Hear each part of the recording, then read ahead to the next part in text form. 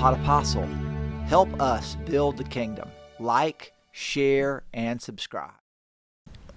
Dr. Brant Petrie came and did a parish mission here last year.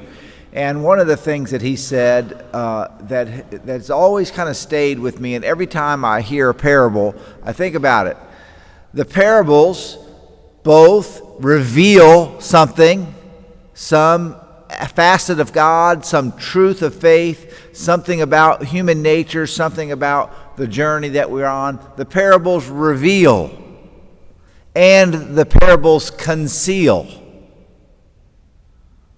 There is something that is hidden there.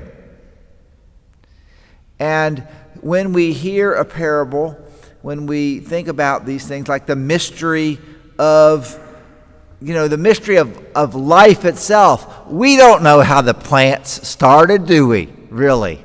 I mean, we have our theories, and it comes back to, well, where did the dirt come from? Which comes back to, well, where did any of it come from? There's a mystery. There's a kind of mystery that ultimately leads us back to God, doesn't it?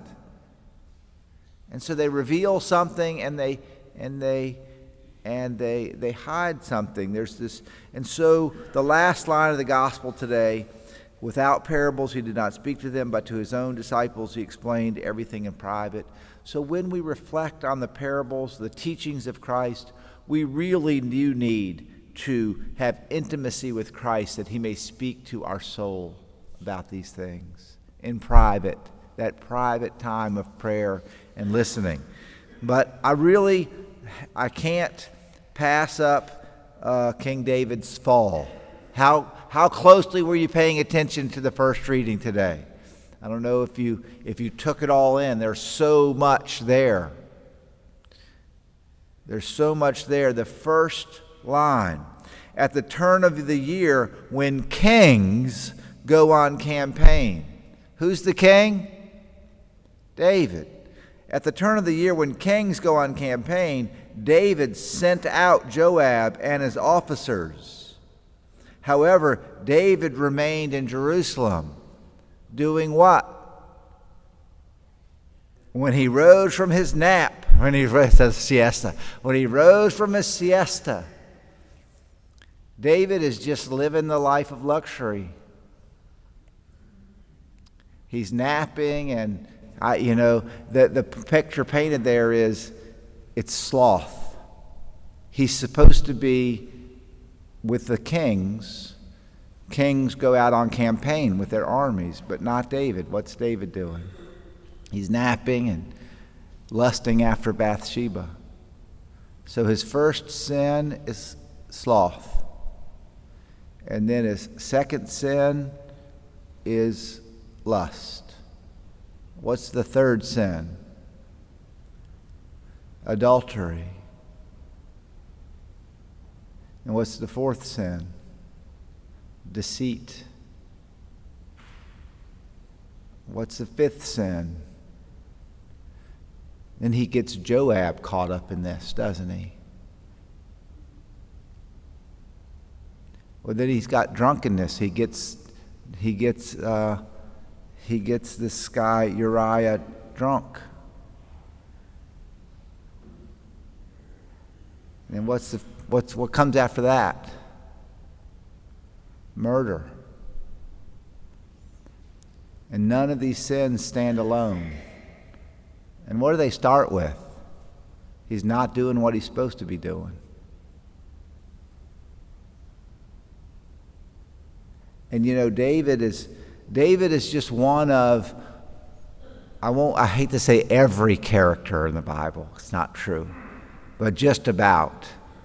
David, every time we have somebody held up, put in a place, given all of these gifts. Remember the last 2 days, those of you that have been at daily mass?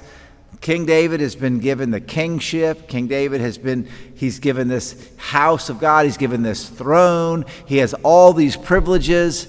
He recognizes, who am I, Lord, that you have been so good to me? You have lavished upon me. I'm a nobody. You've raised me up from being a shepherd boy and made me a great general.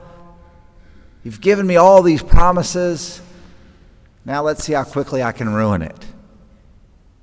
And not just for myself, for the whole kingdom. And so David is another Adam, okay? David, just like Adam was given everything, so David is given everything. And so let's all judge David, right? Let's all judge David. Well, he's terrible, isn't he? David is the figure of humanity, just like Adam is. You know, when we put our trust in men, this is from the Bible also, we are going to be disappointed. Put your trust in God. And let God's life live in you. And yes, we are called above this. This is Old Testament. Not to say that the characters in the New Testament don't have their fall too, okay? But there has been a measure of grace given.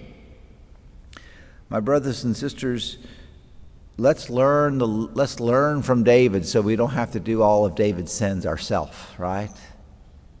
And where does it start? With David not doing what he's supposed to be doing. It starts with laziness. And so we strive today to live our spiritual lives. The seed of faith has been planted in our soul. May it grow and bloom and blossom and become. I don't want to miss Psalm 51. Some of you that have been to the confessional with me have forgotten Psalm number 51. That was the responsorial psalm today. It's a lament. It's David lamenting over his sin, asking God for forgiveness, laying it all out there, telling God how sorry he is, kind of having stepped back. But as David's, you know what? I've said this a million times, sin has consequences. And David is not going to be able to put the brakes on the consequences of this sin before a lot more problems happen for him and his nation. So today, the lesson of David.